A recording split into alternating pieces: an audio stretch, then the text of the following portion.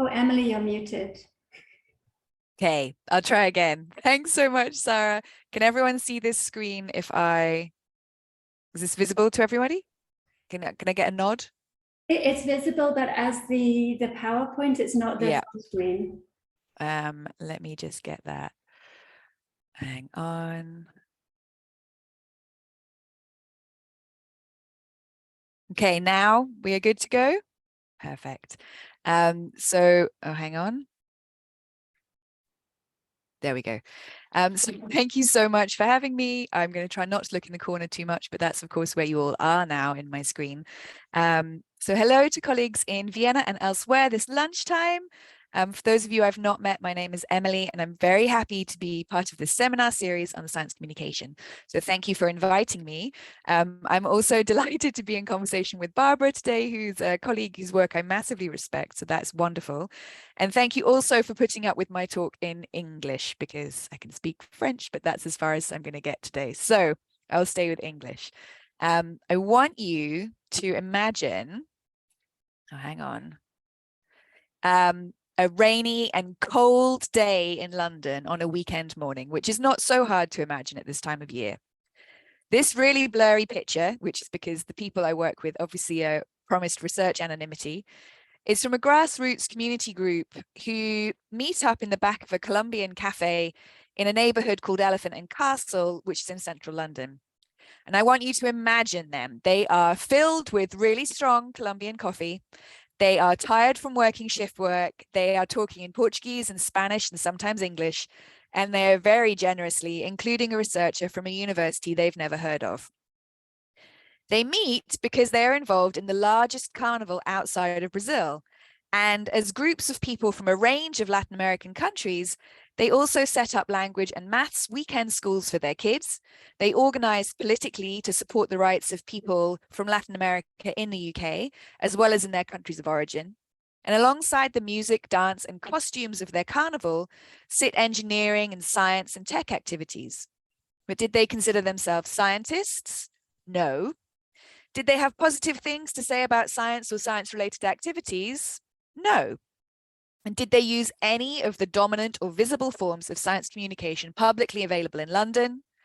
No, they didn't. So I want to spend my time with you today trying to convince you that the only viable, useful, and sustainable future for science communication and public engagement is one that puts inclusion at the center of the field, whether in terms of practice, policy, research, or funding. And when I say science, I want you to imagine that I'm saying science, technology, engineering, mathematics, medicine, their communities, skills, knowledges, and applications, but it's just much quicker if I say science. So thinking back to the Latin American community group on that damp morning in central London, I want to argue two things that I think are crucial for imagining inclusive public engagement in science communication. First, that the dominant, elite, visible forms of science communication must become more inclusive so that these wonderful people can feel welcome, valued, and respected when they visit a science museum or any similar kind of activity. And that second, we must also reframe how we understand what counts as science, what knowledges count, what practices count, and ultimately who counts, so that practitioners, policymakers, funders, and researchers that we stop overlooking and ignoring the science-related everyday practices of people from non-dominant groups. So on the left, which is my left, I think it's your left, you see a picture of the old Aylesbury estate, which was in Elephant and Castle, which is where I used to live and also where I used to work. Social housing is what was built in the 1960s and recently demolished to make way for a wave of new expensive flats in the standard gentrification process of many cities. And on the right, you see members of the Latin American group involved in the carnival in the park directly behind this estate. Now, these two images conjure up very different ideas for how we understand people. And it is the tension between these ideas that I want to explore today. Drawing across the now 20 years of working in science communication, including the work that my book draws on and the zine, if you want to read something shorter and freer, and the current projects, I'll start today by arguing that we need to rethink some underlying ideas in how we frame science communication and inclusion, and then move on to imagine what we might do instead.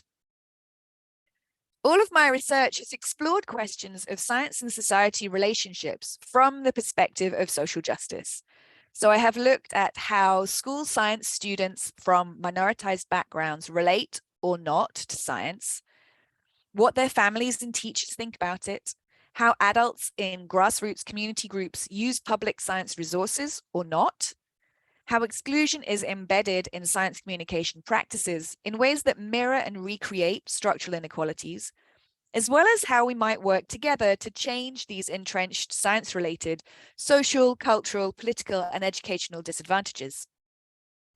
When I worked in museums, which is a while back now, and then in research, I found a sort of bizarre disconnect between science communication and practice on one side and the worlds I lived in elsewhere when I wasn't at work. My friends and neighbors were not people without culture, without knowledge, or without politics. They did encounter science in their lives, but not in the ways that were typically recognized and respected in the spaces I worked in. And they just didn't do the kinds of things that me and colleagues worked on or researched.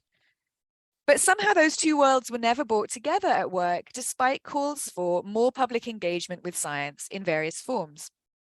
And as Sherry Moraga puts it, from her famous book from the 60s, what we don't know about each other, we have to learn.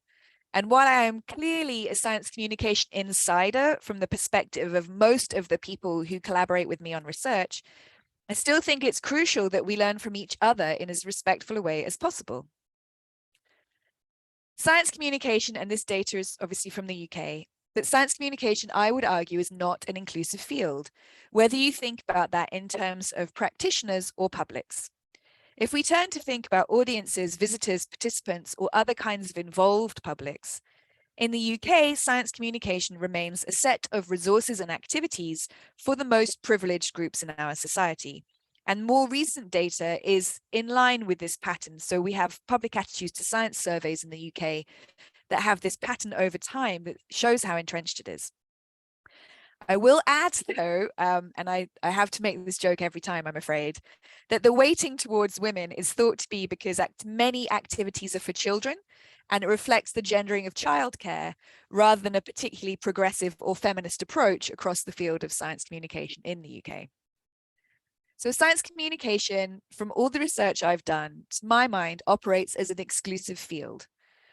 And as the research my book is based on shows, this exclusion operates at multiple levels, and it's a resilient part of the field across different kinds of activities, across different timescales. And that exclusion is experienced extremely painfully by the people on the sharp end of those exclusive practices. So for me, the paradox that remains is that these patterns are persistent. Despite inclusion, equity, social justice, redistributive justice, reparative justice, anti-racist practice, these all being things that are increasingly discussed. So what I want to think through is what's going on here and how can we learn by interrogating some of what Yasmin Narayan calls common sense political frameworks that are involved when inclusion in science communication comes up. And these common sense political frameworks are ideas that we might not actively think about every day, but they structure our work. And I find them useful because they help me see the politics of what's happening. So I want to talk through two, what I think of as key misunderstandings in how inclusion in science communication comes about. So misunderstanding number one, I've called the double deficit. And this, for me, is a piece of common sense political framework that comes up, and it is about how not taking part in science communication activities, whether at a museum, in a park, an after-school club, or watching a nature documentary on television in your own home, that not taking part is framed as a choice people make, and this choice to not take part is understood judgmentally as a mistake. The mistake is understood as the result of people first having the wrong attitudes, and in our field, this is framed as the mistake of disliking science in its various iterations and applications. This dislike or sense of alienation or exclusion is framed as the result of ignorance, of not knowing any better. In our field, we have often talked about this as the deficit model. And despite this idea being critiqued for a long time, it persists with what, to my mind, is remarkable tenacity. And I think one reason for this is because it does a lot of work in maintaining the status quo and structural inequalities. So this mistake of not getting involved in science communication because you don't like science is also understood as the result of people having the wrong behaviors. And that is the second deficit, the number 2 that makes it a double deficit. So people don't do the right things. And what's typically meant here is that people don't always line up to take part in dominant cultural practices around science. And again, if they only knew how amazing a visit to a planetarium could be, surely they would change their minds, is the thinking underneath it. The key take home for me here is that these double deficits, because they double up, they're really powerful. And crucially, they position the responsibility for participation, for inclusion, or the fault for not doing something onto excluded people and their communities.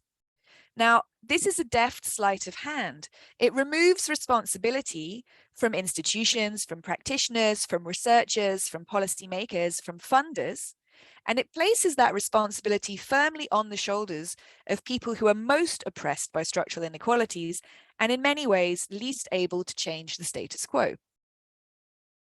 So what the double deficit means as a way of framing inclusion in science communication is that change is foreclosed. There's not an option here that really allows for a lot of change. Misunderstanding 2 is the second piece of common sense political framework that I wanted to talk about. And this one I call the crusade. And this, I think, emerges when we look at what we mean by inclusion from the SciComm industries and work around that perspective. So the underlying idea here is that inclusion in science communication is a form of crusade. And this concept obviously has its roots in this double deficit idea, premised as it is on the belief that 1, dominant forms of science communication are the ones that matter most and everything else is irrelevant or invisible, and 2, that dominant forms of scientific knowledge matter most. In this set of assumptions, science is seen almost as a vitamin, as Joan Solomon put it. And being involved in dominant forms of science communication practice operate then as what Jim McGugan has called forms of moral regulation, of doing the right thing, of being a good citizen, of being a good parent, of doing the right kinds of activities. These ideas taken together build a platform from which non-participation is almost unthinkable and can only be understood in this framework as a mistake. So these common sense political frameworks give little to no room to understand, acknowledge, or begin to improve or redress the damage done to particular peoples and communities by the structural inequalities that shape our societies and therefore shape science communication. Now, what if we think about those framings in terms of work on affect and emotion? And perhaps it will not surprise you to know that the conclusions are similar to when we think through this in terms of sociology of education.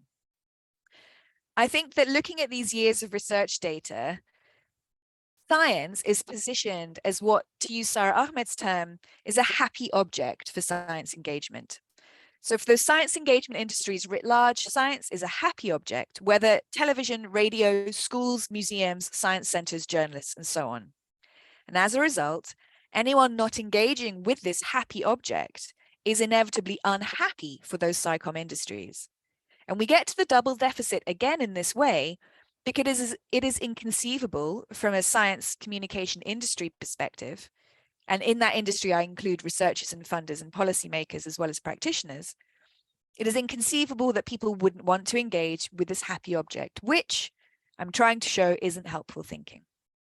But I also, thinking both with Zizi Papakarisi's work on effective publics and Lauren Ballant's work on affect in public life, I think that emotional rather than cognitive drivers play a much larger part in how and why people do or don't engage with science than is often recognized in research in our field. So the second question that follows for me from working with theories of affect drawing particularly on Ballant's work on cruel optimism for a moment. And cruel optimism is where something you desire is an obstacle to your progress towards what you desire. In order to develop inclusive science engagement, we have to shake loose the idea that science is the inevitable happy object or good vitamin and so on, which isn't to say that science isn't amazing, but we have to broaden the effective register then of science communication so that science could be useful, interesting, and fun, but also make space for rejecting, reworking, mocking, taking the piss out of, contributing to changing science, alongside the more established urges emotionally to educate, inform, and provide access to, through which channels science remains unchanged. So I'm arguing we need to start thinking in much broader terms about how we all relate to science. Otherwise, I suggest we're in a cruel optimism bind, where trying to do inclusive work is foreclosed. Another way to think about this, should you need a third one, is Connie, who is involved in the project my book is based on and has stayed in touch. And she's an Afro-Caribbean woman in her early 60s, or probably 70s now. And to my mind, Connie knows what's going on. And this is how she puts it. And I'll read her quote. She says, "Everyone thinks the door is open, but it's not really. And that's probably because the people in charge are quite comfortable and don't want criticism or to have to change." And I think this speaks beautifully to the ways that common sense political frameworks and effective commitments operate in science engagement in terms of inclusion work. Of course, everyone framed as deficient and in need of a crusade in these kinds of frameworks is far from deficient. Clearly, people have culture, knowledge, political practices. They are not deficient. And I'm sure we are so aware of this that I don't need to go into examples at length. But suffice to say, I have yet to meet anybody who could be described as without culture, knowledge, politics, or interest. So everyone then, to my mind, and this is moving into the second part of my argument, everyone then is in a science and society relationship, whether it's good, bad, fascinating, irrelevant, or somewhere in between. Science and society research has paid a lot of attention to the science part of this puzzle. But what about the society part? And as we know in the world of research on this, setting up the idea of science and society as a relationship also reifies the idea of a divide between them. But as we also know from decades of science and technology studies, science and society aren't separated, but are deeply embedded in sociocultural politics and their histories and contemporary manifestations. So in this world of research, we rarely look at young girls' online coding to support their fan fiction about new pop music groups as a form of science communication, engagement, or learning. And we tend, everyone except me, that is, at the moment, this is my fixation, we tend to ignore elderly Welsh working class men and their model railway associations. They also think it's weird that I want to talk to them, just so you know. We have some research on civil society activists and some research on people with science-related hobbies, especially if they're men and they like stars or birds, but not if it's young trans teens hacking their medication or community-based citizen scientists monitoring damp in their social housing to try and lobby local councils for change. And these practices are, in my opinion, key for creating a meaningfully inclusive future for science communication. Now, why? Well, let me spend my next 10-ish minutes trying to persuade you. 7 minutes I'm going to aim for. I think there is a logics of orthodoxy involved in this, how we understand science communication in the world today. And it's an orthodoxy of approach around dominant cultural, social, and political value. There's a lot of power in how science communication and engagement are framed and in how inclusion are framed. Andrew Miles and Lizanne Gibson refer to these kinds of ideas and practices in the cultural sphere, and they're not looking at science, as speaking to an orthodoxy of approach for cultural engagement, which is based on a narrow definition and understanding of participation, one that focuses on a limited set of cultural forms, activities, and associated cultural institutions, but which, in the process, obscures the significance of other forms of cultural participation. And that's a quote from their paper from 2016. So why is this orthodoxy of cultural, social, and political value a problem in science communication? Well, what I've tried today to gently call misunderstandings can be seen as part and parcel of how structural inequalities operate in science communication and beyond. In effect, they structure power, they structure whose practices and knowledges are framed as dominant and whose disappear, or in other words, who counts and who doesn't count. They are hegemonic concepts and practices, and they are in that sense deeply political. Framing exclusion as the result of deficiencies on the part of the excluded, and inclusion as a righteous crusade on the part of those who are included, prevents change and creates damaging practices. As Sarah Ahmed has argued, so-called inclusion practices very frequently work to protect established interests and the status quo. And similarly, as the research I've been involved with has shown, as Gargi Bhattacharya argues, inclusion risks often opening up new markets rather than meaningfully working alongside minoritized and excluded groups. So, for instance, often tokenistic attempts to transform representational politics in, for instance, as we've worked on many times, and I'm sure you're familiar with, temporary special exhibitions co-curated with a community group where the rest of the institution perhaps doesn't change at all. These can easily, for Bhattacharya, and as we've seen in our projects, become exercises in racial or class-based capitalism, benefiting institutions rather than the communities they claim to support. So trying to include people, I'm arguing, into practices that disrespect them, their knowledges, their histories, and their communities, to me is a violent act and does nothing to actually include anyone. So crucially, only valuing the most orthodox and elite and visible science communication practices and institutions limits our capacity for change, built as they are on assumptions and structural inequalities that are in many ways baked into theory, research, funding, and practice. So thinking about the science-related practices in the everyday lives of ordinary people, I think, can help us recognize, value, and reimagine science communication in broader and more meaningful ways. So how might we turn this around? Clearly change is needed, but what does that look like?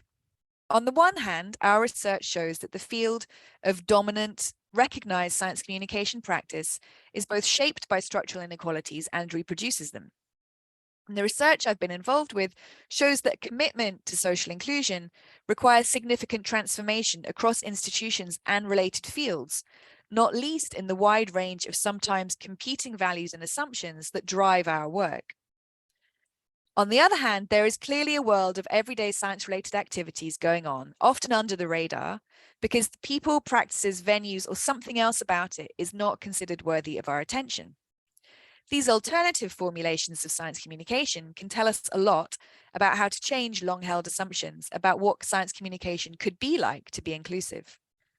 We make meaning about a lot more than just science when we engage with those practices that make science public. We make meanings about who counts, whose knowledges count, and whose practices count.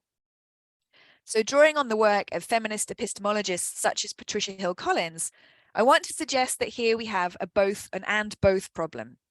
And I think we should be brave and absolutely push for transformational change in the established field and work towards alternative ways to reimagine what counts as science engagement and communication.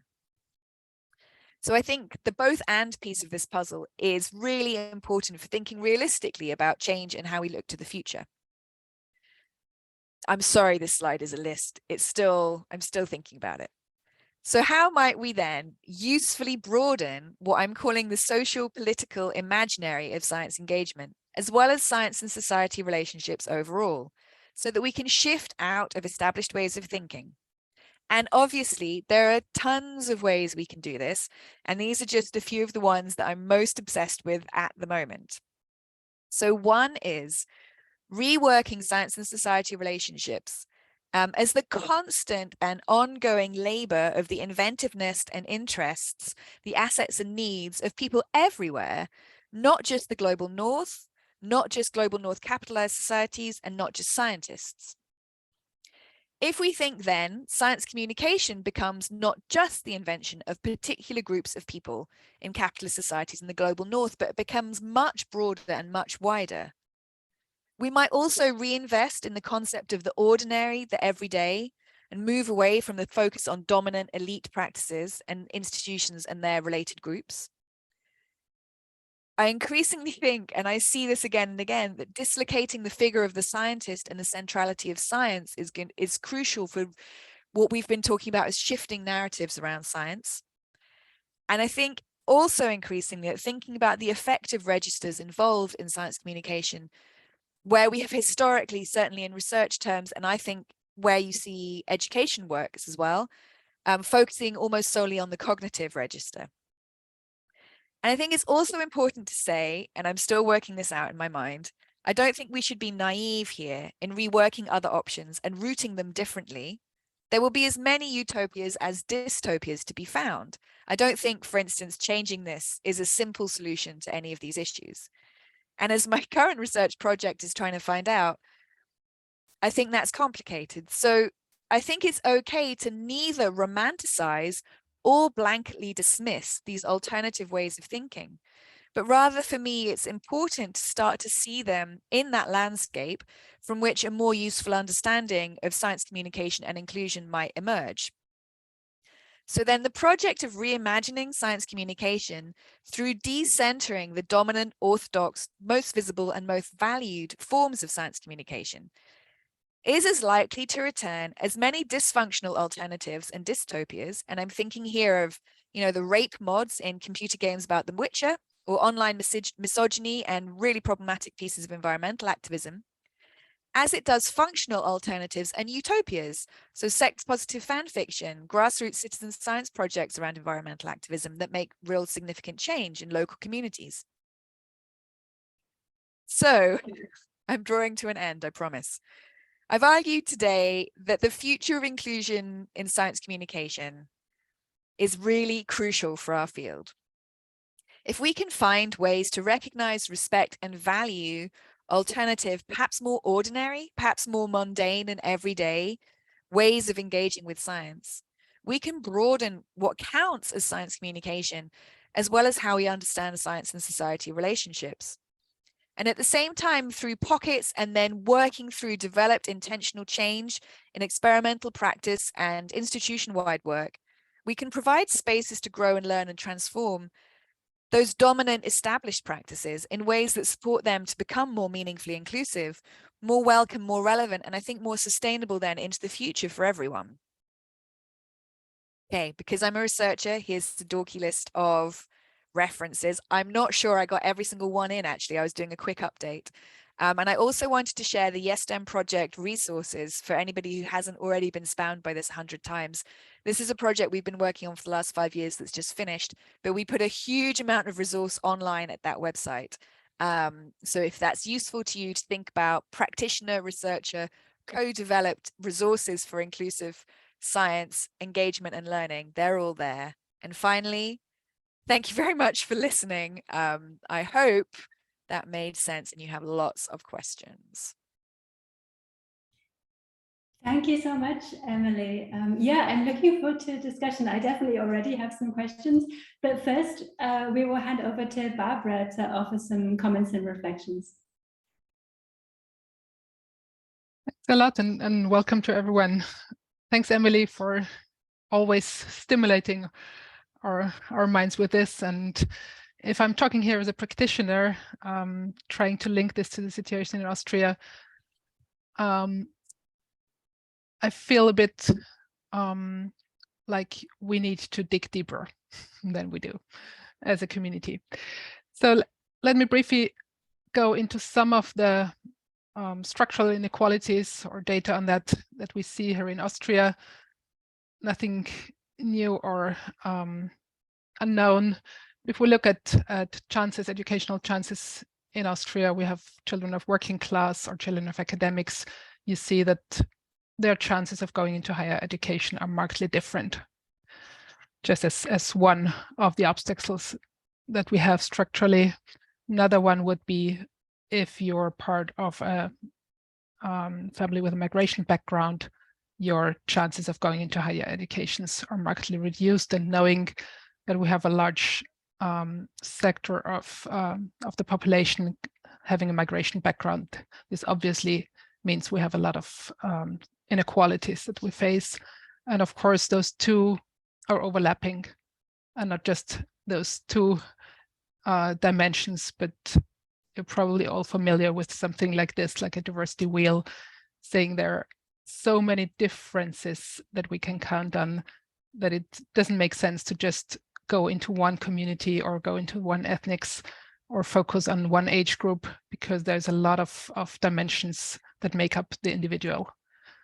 Actually, I went back and saw that in 2013, we had a network meeting in our Science Center network that I represent here on social inclusion. How could Science Center activities, so the practice of public engagement, could be more inclusive, and which of those dimensions do we actually focus on, and which do we completely leave out of the equation? And I don't think that the picture, I'm not sharing slides. What? I wasn't sure whether you wanted to, but yes. Yes, I wanted. So that's, sorry for that. Didn't see that.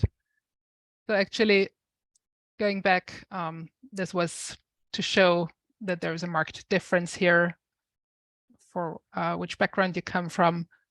Migration changes something, and to go into the diversity and differences that make up each individual. As practitioners, we sometimes focus on including one of those groups, but seeing the interconnectedness of this is really a challenge. So yes, we can focus on a particular ethnic group, but do we see whether they have a family or not, what kind of working context they have? So it's much more complex than just having one thing in common as a group. And then we had this network meeting that you might remember, Emily, back in 2014, when at the beginning of the work that you shared now, you really shook us into something which I would say was a call for action, but it's still ongoing. So yes, there was an interest of doing something for them in terms of excluded groups. And this idea of, would we know what they need? And in the title, I left it, the need, and need already reflects to some kind of deficit, thinking that we had or have.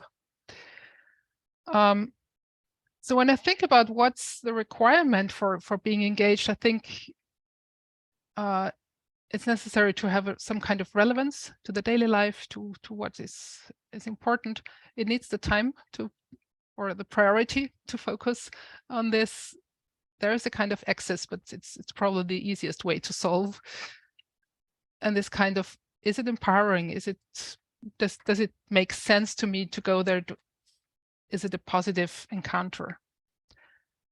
And one of the ways we've tried to tackle this is the Knowledge Room, which is a project that we've been running since 2013 in Vienna, where we tried to tackle these kinds of challenges in going really local, to say, okay, in the neighborhoods of disadvantaged areas, into empty shops, to have free access, not only in terms of money, but also no registration, no fees. You can come in and just try to experience if this is something for you relevant on that particular day. And it's also a social thing. That's something we also learned, that it needs to be really informal. If it's becoming familiar with science, or I would rephrase and say, finding the science that you're familiar with already. And this can have many forms. So the easy access is going in from the street. Building connections could be connections among each other, or connections around things that are relevant to your life.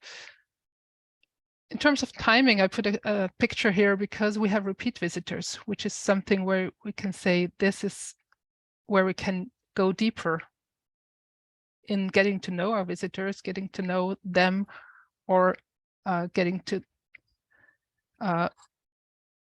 giving them also a more active role in terms of empowerment or sharing power, which is, I think, one way to get more equitable. I'd like to share one of the particular projects that we did, and we found out it's not about deficiency, like you mentioned, and you can read up on this and just quickly go through this. We had this idea, which came, I think, from a deficit thinking, I have to admit, of saying, well, there is a community of migrants with Iranian, Afghan origin. We have a facilitator who is really keen on working with them. We thought about, well, calendars is something which is a really interesting topic in all cultures. Let's get them involved with this. Then he started working with them, giving them access in terms of sharing the room, drinking tea, getting to know each other. And then they said, this does not speak to our hearts. So there's no relevance in this. And in the end, in a long-term process, they realized there is a person, scientist, mathematician, philosopher, artist, poet from the 11th century that they felt this is touching their hearts. And in the end, they designed activities and even an event where they took over the power, and alongside my colleague provided a beautiful event. So there was no deficiency there, but the link was not something we could have thought up ourselves. So what we learned by projects such as this is we needed to spend the time to get to know them.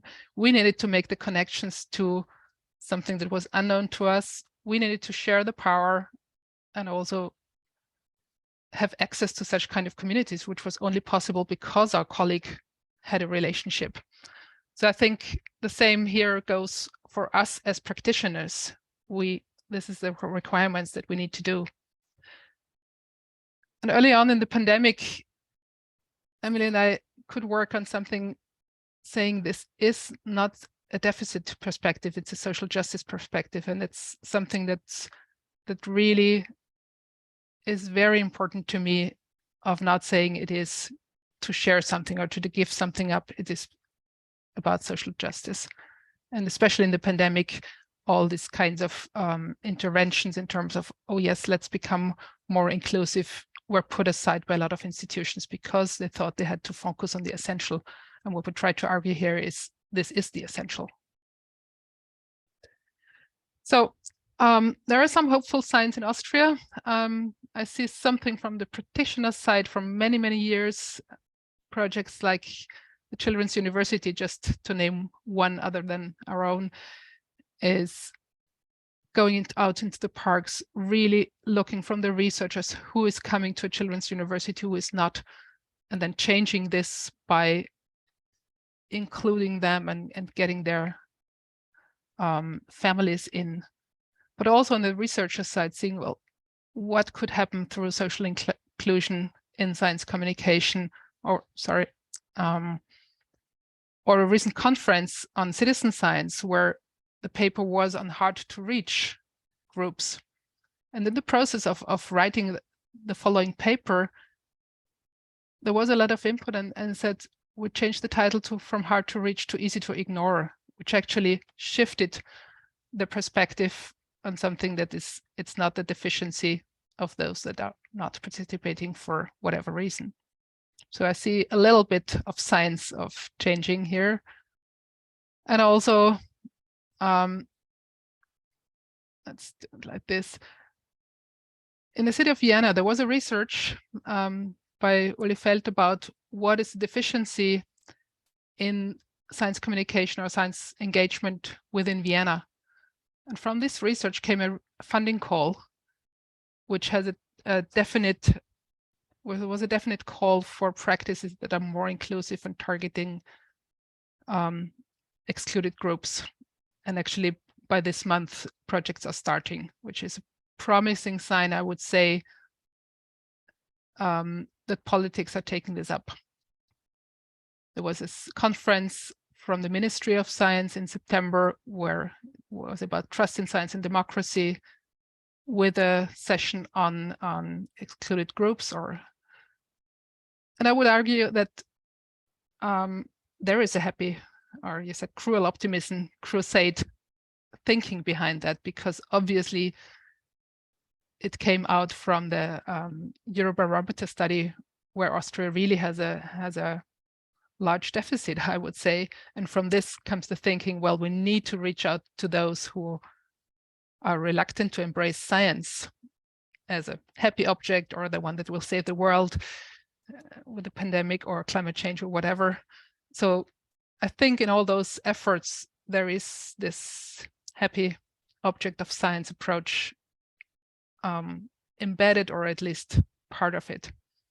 So although there are parts, and these are two more things, the one from today, and also in September we had Doris Ash talking here with the wider sector of cultural institutions. So yes, there is something that's happening, but listening to your call again, or to your talk, tells me let's look even deeper what the motivations are for going into inclusion.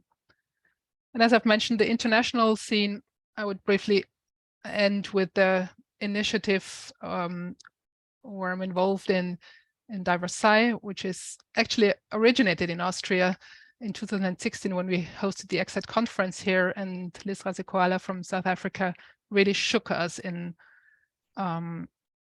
attacking our field of science centers and science museum at that time to be Eurocentristic and patriarchal and so on. So there was a lot of pushback, I would say, but also interest in let's dig deeper of what we're doing here and if we're really contributing to exclusion. And what happened is a wonderful movement that you can look up on the website, and I recommend doing that, finding out on which levels we are contributing to this, or which are the levels where change could be possible.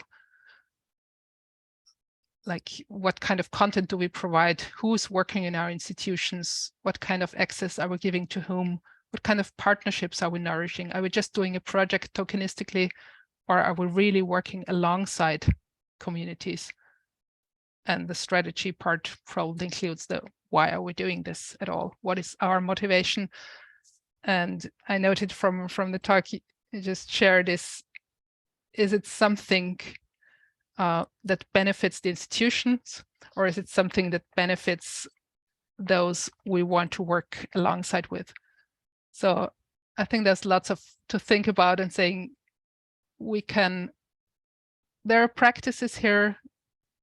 It's not alien anymore to talk about inclusion and equity, but I'm not sure that the motivation is not sometimes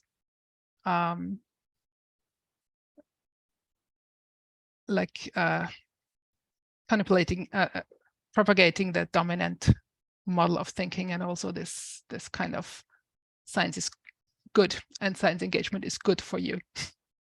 So thanks for pushing us. Thanks, Barbara. We have plenty of time to continue the conversation and discussion. Please feel free to use the chat if you want to put any comments or questions in there. I can feed those on. Otherwise, you can use the raise hand function in Zoom to ask questions. Emily, though, I would just start by asking if you wanted to follow up on anything that Barbara has said, or pick up on anything. I mean, I'd love to, but I will also, just for the benefit of everyone else here, I mean, I love Barbara, so I love her work, and in terms of people in that DiverSci network, it's such a wonderful space and full of people with so much passion and enthusiasm. So that's probably my response. It's just a lot of love and affection, like appreciation that people really try, you know, and that's amazing. And some of those projects are so fascinating, and I do use them quite a lot as examples. So I don't know if that's a response as much as a little fan letter, but yeah, I think the thing about happy objects and misunderstandings and double deficits is they're really baked into the whole thing. So I was in a huge network meeting earlier this week looking at some evaluation reports of a UK-wide public engagement with science scheme, and the whole report is coming from this perspective. And it's really hard to shift. And, you know, this was with a group of people who are doing a nationwide inclusive scheme where the funding is specific for inclusion. And I'm still I sent back a report with corrected language because I'm horrible, but also because I was like, what if we flipped this? What if we didn't think about this in terms of deficits? There's a very different framing here that is available to us these projects are doing inclusive work, we don't have to think about it like this. And I think every conversation we can have where we try to think differently about it is really valuable. I think that's where I keep coming back to. Yeah, I was struck actually. So Barbara, you talked about the Wissensraum as at least in part being about enabling people to kind of find the science in their everyday lives. So working together to talk about the science that they are familiar with. And this reminded me, Emily, of your mention of model railway clubs or coding to write fan fiction, that this is present in many people's lives, but they would never ever think of it as science communication or even science, probably. Questions or comments from other people?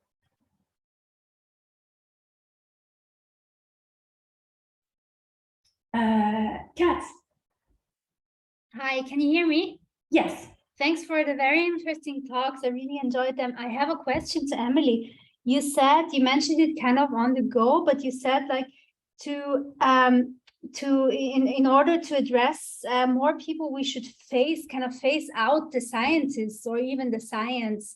And I was wondering if you could explain that a little better and maybe elaborate a bit on the function of role models. Is that part of the same double deficit thinking, or is that also something that has a value aside?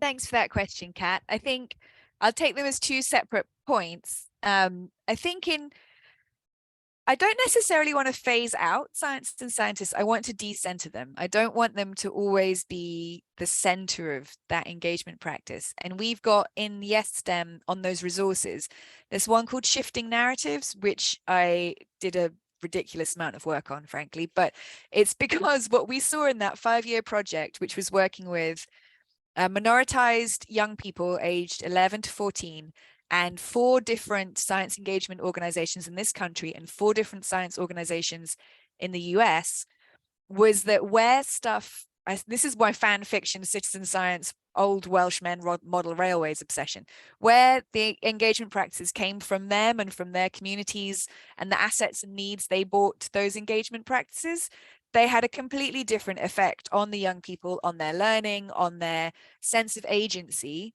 than when something came top down from a science organization. And so we started to talk about what it means to do science engagement practices so that you could support people's agency within, through, and beyond science. So they weren't necessarily being recruited to science careers or education.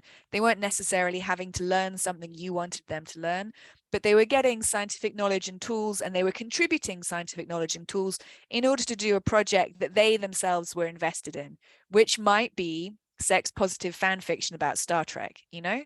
And that, I think I'm sort of fascinated by that, because it's a very different idea to this kind of recruitment to science pathways stuff that we so often see across the sector. And where it comes to role models, I think I'll be brief so that there's time for Barbara and other people to speak, but I think role models is difficult to get right. I think that's what I see in our work.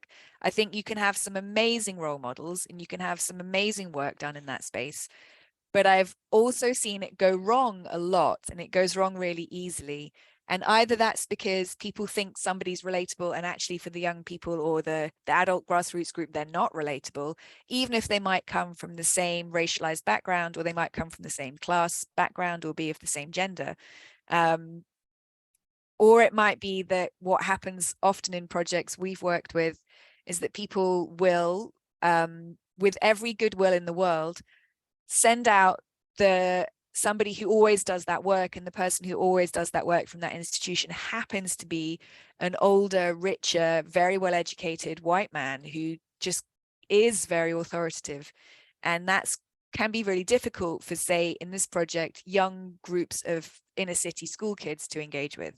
So I think role modeling is important, but I think it does speak to this centralizing science and scientists.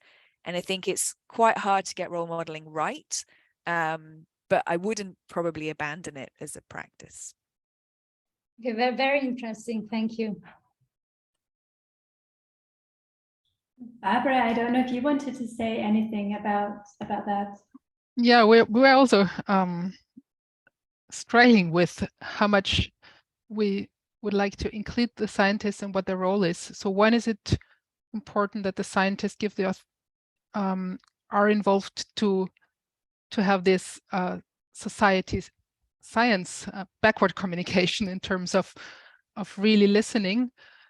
When is it helpful to have a professional science communicator present, and when is it even better if there is no real scientist there, but somebody who can relate and who's rooted in the community, like a community liaison person who gets to know? So with those three types of interactions, we're really struggling of which type is right for which setting.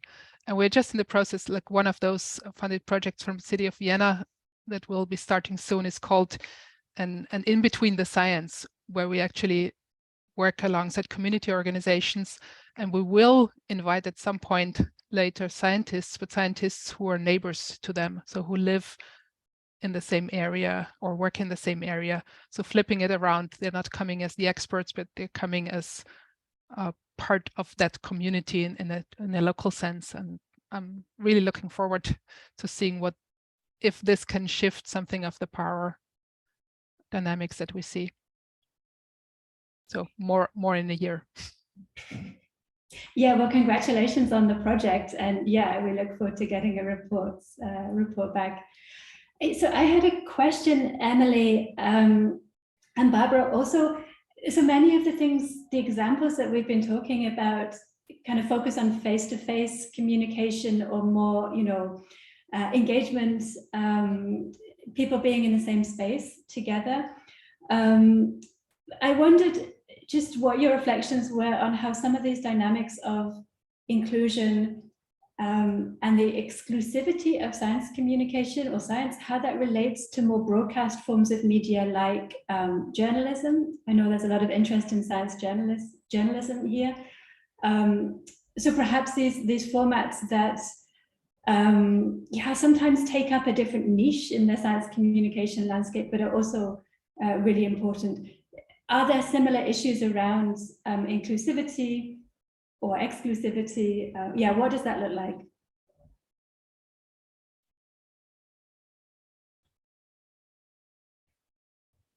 I was just typing. Barbara, do you want to go first? But I might as well say it out loud.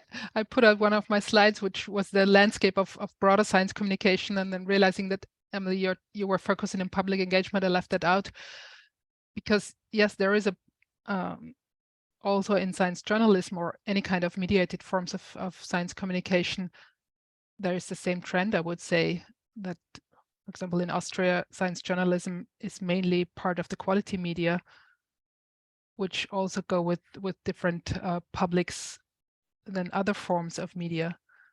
I won't talk about social media, that's an entirely different frame, but even where there's structured science communication, there is this form of we know what you should read about or talk about or see. So the power sharing is even more difficult in mass media. In social media, of course, you have that part, but it backfires, I would say, partly. I feel like I want to say, Sarah, ask me again in a year when I've done more of this project. But what I think you see in the literature that looks at that space is you see really narrow patterns of representation, and you see quite authoritative language and practice, which is tricky. And what we were talking about before we opened up to everyone was this project that I'm doing at the moment is looking at popular culture to understand science and society relationships from a different perspective. And one of the things that seems to come up through that is this sort of that in all of the sort of 20 years of other work with excluded groups in one way or another, popular culture was the thing that got through.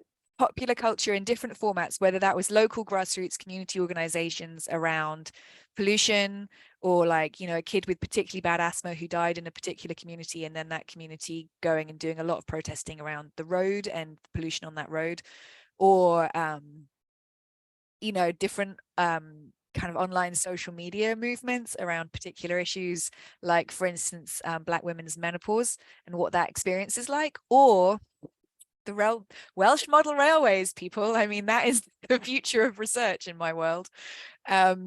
What you see is really different valences of how people are engaging and what science is and what science isn't. But again, I think that cultural orthodoxy of dominant and non-dominant organizations is present. So in that project, I'm looking at two dominant sectors and then what I'm thinking of as a non-dominant sector to try and see what some of those differences are, but also trying to break it up a bit within the dominant groups. So looking, for instance, in this country at the kind of the elite broadsheet newspapers and looking at tabloid journalists and what they're doing, which is quite different actually.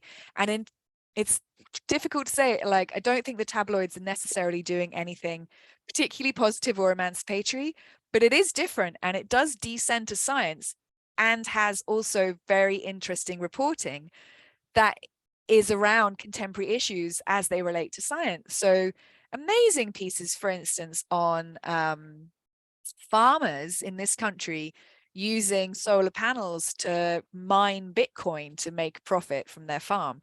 And that this is kind of going on in a paper called the Daily Mail here, which is a right-wing paper. So there's a sort of funny mess going on. And I think part of that does reproduce all of these inequalities and practices of power. But then there's some other stuff going on in there that I think is different, but I'm not sure I'm yet figured out enough what that word different means in that context to spell it out beyond that. Yeah, again, we look forward to hearing about the project in a year's time. Sophie. Thank you so much. Thank you for your talks, Emily and Barbara. Actually, I wanted to ask about the tabloids before you mentioned it, because as a communication and media researcher, of course, we are often falling into the trap of just looking at the quality newspapers and the investigative journalists and saying, oh, you know, how are these extremely smart people? Why can't they get it across? And we kind of forget about the tabloids, which is what most people read. And I mean, the Daily Mail, in the European sense, is quite an extreme example. Maybe not in the British context, but in European context it is. But the question is, you know, as you said, it's kind of messy. On one hand, a lot of people use it, so we can't say it's evil or bad. You know, they're doing things that reach people. So in that sense, from an inclusivity point of view, is a good thing, right? So you could say popular media are not a bad thing, even if they're like simple and if they get things right. But the problem is, of course, that science is increasingly becoming politicized, right? And that's what you were saying. It's a right-wing tabloid. So the way it uses science is going to be political. So farmers being part of some sort of conservative narrative that, you know, farmers are important for a country and these kinds of things, that kind of science is going to get transported, but science that doesn't fit the political narrative won't. So how does politics play into your activities, also for Barbara, or your research here, in the sense that I mean, these journalists also pick the science according to ideology increasingly? I don't know. Your thoughts are on that? Should I go, Barbara? So fascinatingly, journalists pick the stories entirely on how beautiful the picture they can get of a person is what I have learned in the last 6 months. They're very clearly across multiple sources. It's important to have a picture of a beautiful person. And that's whether they will be interviewed or not, and that's whether the story will run or not, which is problematic, misogynistic, so many ways. But that's one part of that. I think one thing I would quibble is that it's increasingly politicized. I would say it's always been politicized, and enormously so. And just some of that politics has been tacit or not, you know, obviously spoken about in dominant groups because it has been drunk like water because it seemed so normal, but that it has always been absolutely politicized and will continue to be. And how could it possibly not be?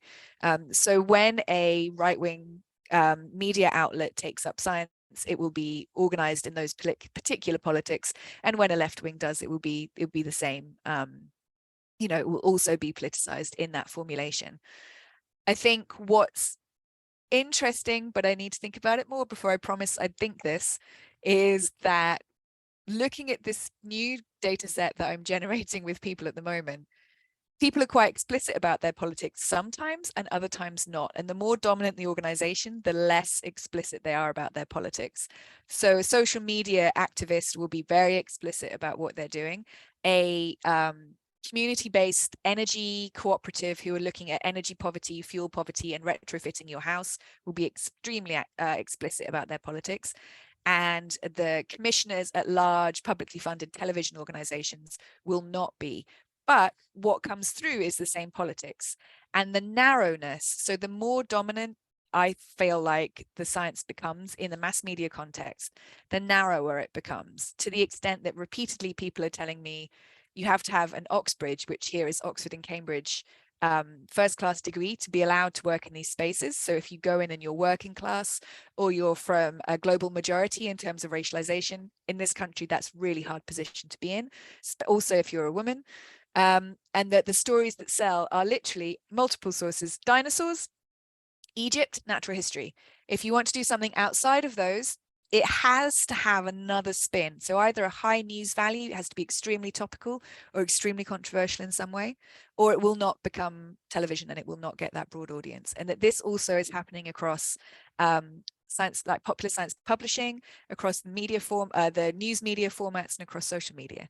So this I think is fascinating also, but it doesn't quite speak to the kind of conservatives, farmers. And I think, you know, obviously those agendas are in there, but they are less, what's the right word? I think we should, I can't see why we wouldn't expect them. I think they've always been there and they will continue to be there. I don't know if that particularly answers, but now I'll leave Barbara to say something. Yeah, I'm not an expert on the mass media, but I'll pick up on the politics, because there's a question in there that I also wanted to ask back to you, Emily. If we're seeing that politics are picking this up, and I just take the Ministry of Science event that we recently had, where there was a focus, one of the 5 groups was on how to reach excluded groups. And if we sense that there is a deficit thinking behind this, how can we tackle this? Because on the one hand, I think it's wonderful that there is a movement for science engagement or science communication in the broader sense, and that there is an effort behind this that might actually, so it is relevant to some political actors. And on the other hand, we see that there are very clear political agendas behind this. Obviously, it could be in the STEM sector, it could be for getting people to go into those kinds of careers, but also in terms of trust in science and democracy, where there's a clear right and wrong in this. So if people do not trust science, we have a problem. That's the framing, and I have to agree with that personally, but it's clearly something that propagates what you criticize. So should we reject those kinds of things immediately, or can we let them go and then transform them, take the energy and redirect it in a way which makes it truly inclusive and not just a part on our own agendas or on political agendas? I mean, I'm happy or to talk anyone to that. from Austria who attended this conference and who's looking over what's happening in Austria around science communication, because there is some movement here right now. How do you see that?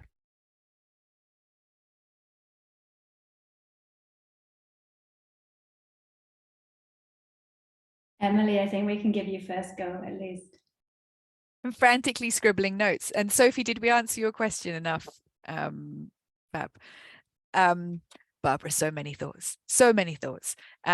This is the paper I'm carrying around with me at the moment, as though I'm going to finish it on a tube journey, which is absurdly naive, but it feels somehow compelled to carry it with me. And it has this same argument, like, what do we do with I feel like in the last 20 years, we've gone from science and inclusion not being necessarily talked about in the same breath to now they are. And I think that is good. And my concerns are about whether that's a fashion that will drop away, and also how is that coupling happening and what does it mean and how might we make it most useful. So I spend a lot of time thinking about what do we do with this energy, and how do we, you know, are we taking an abolitionist feminist view? We reject all of it and we do something else over here, or is there a way that we can use it without being co-opted?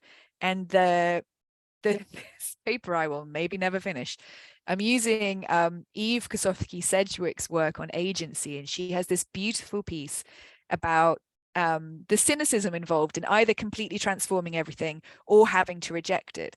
And she has this lovely line about the middle ranges of agency are where most of us live our lives. Most of us are doing what we can with what we've got to do what we think is useful, right? And I think that's really nice.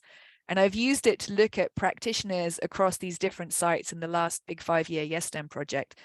And what I see them doing is working with multiple, sometimes really conflicting discourses about what inclusion is, what equity is, why we should do it, what it means for STEM, what it means for society, what it means for communities, what it means for politics. And they are constantly navigating those in different ways in order to get the end result that they, as individual practitioners committed to inclusive practice, want, often in organizations that aren't wholly committed to inclusion. So it is as though their ultimate goal is actually, if you look at the data, youth agency. They're looking to develop youth and community agency with science as a tool, in the way that you sometimes see, you know, art as a tool for community work or sport for youth development. And they're looking to use science as an extra tool in that world of stuff. And they will use discourses and resources as they need to get to that goal. So you'll find them in the same breath saying, well, a more inclusive science is better for the development of scientific knowledge because it will be more epistemically robust. And more inclusive science means more people going into the engineering sector, which is making big shouts about not having enough future engineers. And more inclusive science supports youth agency, which is often a marginalized discourse in that political space. And more science means more trust for more governments, for more scientific funding for the science lobby. And they'll use anything to get that youth agency piece. And I think what I find really redemptive in that story is obviously that the youth agency piece is in there. You could do that whole story without the youth agency piece. And then I think there are questions about, well, what are you doing? What's it supporting? What does it mean? But I did want to just put out that I think there is there's a lovely story there as well, that people in those mid-ranges of agency are doing some amazing work by using any resource they can get in what is really a kind of, in this country anyway, there's not much resource around at the moment. So I sort of appreciate that wrangling, that navigating, that negotiating that goes on. And I know I almost always end talks with a slide about the revolution, but at the moment, I think it is naive to romanticize either that the political solutions will be perfect or that they will be so bad we have to reject them all. I think we can work within both of those without getting particularly tied into anything. And, you know, nothing is perfect and no one can be. So the pursuit of perfection over and above the pursuit of shifting what we think is useful, I don't think is helpful. And that's, you know, there's an academic thing there, but I think I'm going to stop talking. I hope that made sense. Chiara, I see that you had the same question and you say thumbs up, clap. So I hope that also was a helpful response for your thoughts as well. Madeline. Thank you. I just wanted to come back to what Barbara said about democratization movement in Austria with the science communication and democratization events. Just recently, I've attended one of those, and in one of my groups, there was a working group about how to reach the hard to reach people. And it was so interesting because we started a discussion about why are those hard to reach people not invited to these events. And that's because there were only like science communicators, people from politics, people from institutions, but there was nobody of those minorities, which could not even be who are those minorities we were talking about at those events. So my question would be, how can we change this? How can we change that politics and at these events of about science communication, that there is the talk about people, about hard to reach people, but those are never invited, and people who talk about them, they don't even know who they are, right?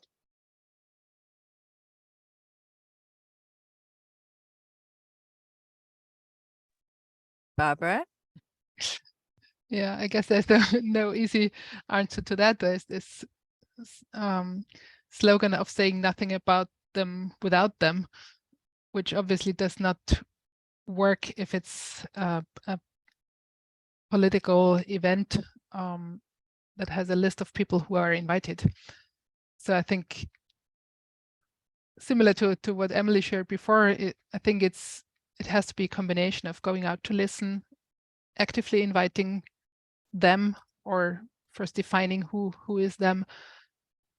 And I think I'll come back to this call from the city of Vienna, because for me that had a slight twist to the usual politics of listening to research first and doing something, and then going out and really involving people, and the 8 projects will do it in very different ways. It's not the same as, so doing public engagement with some groups is not the same as inviting them to develop strategies on how to do science communication or science engagement. But I guess it's one of the steps in that direction, or at least listening with such an open mindset that the discussions influence what is the political discourse afterwards.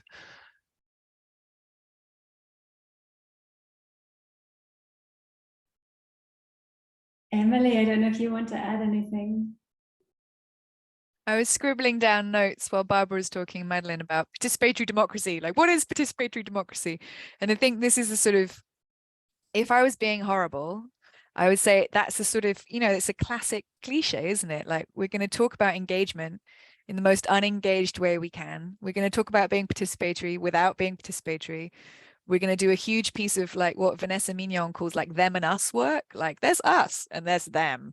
And we want to talk about them, but we don't want to talk to them, and we don't want to talk with them. And heaven forbid we take on board any of what them think. So it's a sort of, it's almost cliched, isn't it? And I think that's where some of that, like what I was calling earlier, like the paradox of not change, like we have all this talk and we have not change as the result. So what is that? Is that cruel optimism? Is that Bourdieu's reproduction of social disadvantage? Is that, Foucault's kind of classic cynicist society view? And I think the positive view is, if we're on a, it's going to sound so cheesy, if we're on a journey, you have to start somewhere. And maybe you have to start where you are, which is this kind of double deficit, multiple misunderstandings, them and us, dominant society pattern, because that is where we are. We don't live in socially just societies, and we hope to get somewhere else. And we don't, from that perspective, expect those initial meetings to be doing anything other than what they're doing, but we hope to leverage those changes because this language is being used and because there's some energy, funding, or goodwill or interest there. And then I guess that's I suppose back to what I was saying a moment ago about the kind of the cynicism versus the romanticism, and what that mid-range of agency is. Like, it doesn't help us if we say that's all bad and we won't take part. It also doesn't help us to only focus like on that perfect thing we're doing on our own in our bedrooms. So we have to find that middle ground, which I think is hard, but I feel your pain. It's like a cliche you might teach as a sort of example of how maybe not to do it. Yeah, and I can say I was in that's small group at the conference, and just saying that it came up as a topic in terms of awareness and self-reflection of at least part of the people who participated might be that little kind of change that will drive the thinking in a different direction. So yes, let's participate, and let's put this language in there. And even if it's frustrating to see that when I look at what the notes are from that meeting, that part is not on the notes, but it was said there and was heard, and it's repeated by you right now. So that there is something, that a seed is there that might grow bigger. So I tend to go to the optimistic side here. Thank you. So I have a question that I think is a nice closing question, perhaps wrapping up question, which is just to say, if anyone has any remaining questions, please put them immediately into the chat or raise your hand. So Emily, I really liked the way in which you emphasized the need to decenter dominant models of science communication. So to say that in some way, the way that we imagine science communication normally in research and in practice, it has these flaws, and it's, imagining a deficient audience, essentially. So my question is, I mean, if we are convinced by that and we want to decenter these dominant models, I mean, what can we do as the group of us who are here today, as researchers, as practitioners, perhaps in very constrained circumstances? I wondered if you had any suggestions for things that we can do that help reimagine science communication. And of course, this is to you as well, Barbara. Should I have a go first, Barbara? And then you then you can solve the problems while I don't. So I think it's happening all the time. And I think what's interesting is it just doesn't, somehow, especially in research, doesn't get picked up. So I think part of my point is we're all doing science and society relationships all the time. And there's a lot of activity happening, but we don't pick it up when we do surveys, and we somehow don't pick it up with theoretical frameworks. And it came to me most clearly when I was doing some work with a group here who are a kind of political adjacent, government-funded public science body, and they were doing another big questionnaire. And of course, we all do these big questionnaires. And it was just really apparent that the way they were monitoring engagement with science only could ever pick up dominant groups and dominant activities. And so anything else was like literally invisible, off the research radar, unthinkable, unknowable. And one of the tensions I struggle with is there's potentially some power and value in that invisibility. There's some autonomy there. There's also the possibility, as Angela McRobbie writes about in cultural studies, of being co-opted if you're kind of doing subcultural or quite perhaps sacred invisible work for you in your community. You might not want that being adopted into the dominant mainstream. But I think that thinking about both changing those dominant practices and making visible and shifting the kind of, or accepting that the landscape is bigger and broader, are both really important. And that's why I get hung up on, like, what would science communication look like theoretically and in practice if it was rooted in global South activities rather than the capitalized global North? Like, that would look, I think, quite different. And I would love to see more coming through in that space. Like, what would that mean? What would it look like? How would we understand it? And what if it was rooted in the really mundane, everyday stuff, the stuff that, forgive me for swearing, but like what Jennifer Nash and Samantha Pinto called shit work. So like, what does that look like if you're an exhausted parent with a new baby going to a toddler group and they're trying to teach you, how to do better chest feeding, or the local pollution issues that are kind of, it's a bit of drudgery involved, but you're kind of constantly pushing your local authority for improvements to the road conditions. So like, rather than the kind of glamorous, I've done this big political consultation, or I went to this lovely organization. So I think part of what I'm thinking about is just recognizing that there's loads of stuff happening anyway, and thinking more openly about that as science communication, but to think about that without just eating everything, or like, colonizing other activities effectively, which I don't think is totally straightforward. Right. Well, next question, I'd come back to what you said before about agency and those, what you said about the youth agency, that they were using tools, you're using science for an ultimate goal of youth agency. And I think the same might be applicable here if we say the ultimate goal is social justice, and not science engagement per se is a tool to achieve something. It's not the goal to do science engagement. Is to achieve something. We were struggling in the Science Center Network to formulate our vision recently, or reformulate it. And it's basically saying we want people to be familiar with science so that they can use it to affect positive changes in their personal lives and on the global level. And this is why we engage or try to engage people with science, because it should be a tool for positive changes in lives. And that's basically a social justice argument saying, and this tool should be available to everyone. So if we focus on that and not on the means, I think we can put aside the models that we have and focus on the why more. I don't know if that answers your question, Sarah, but that's in my mind right now on this. Yeah, thank you both, because I think both of those things are things that are achievable, right? To us, kind of reflecting on what we want to do as practitioners and on what we think about studying when we think about studying science communication. Yeah, so thank you very much. I think we will close to give everybody 5 minutes of lunch break. Thank you so much, Emily and Barbara, for really great presentations, but also I think a really helpful discussion. Thank you everyone who has been here participating. I should remind you to come back in 2 weeks' time when we have Professor Senja Post talking actually about politics and policy. So her title is Science and Policy, kind of political discharge of scientific evidence, depolarized trust in science and public controversies. So picking up on some of these issues of the politics of science communication. So sign up for the next talk, tell all your friends and colleagues. And enjoy your weekend, everybody. Thanks and goodbye.